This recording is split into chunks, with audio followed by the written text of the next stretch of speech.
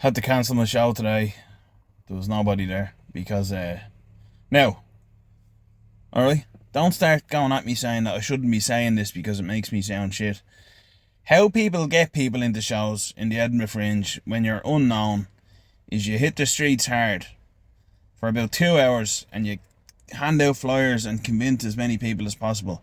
I did it the last 2 nights and had 2 good crowds in. Tonight, tried it. Went out on the around Bristow Square, loads of people, and I was just standing there. I was like, I can't do this today. But I said, I'll try. So I got a flyer, handed it to a fella. I said, I'm one of Ireland's funniest comedians with a mullet. That's my tagline, to try and snag people. And your man goes, no, you're alright, mate. I went, well, fuck you then. He's like, what?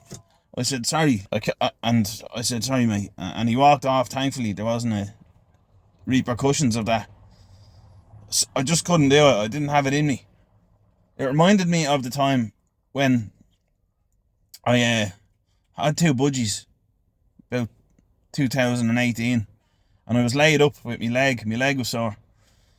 And so I was home from work all day for weeks. And the budgies wouldn't stop chirping. Carl and Suzanne were their names. Gorgeous little budgies. And the cage was beside me in the armchair. And one day I just was like, oh, fuck it. And they wouldn't shut up, so I gave the cage a box, and then they went real quiet. And I was like, oh, no. Who are you? Like, that's not you. You need to get rid of the budgies. You're turning on the budgies. So, cancelling the show today reminded me of when I turned on the budgies.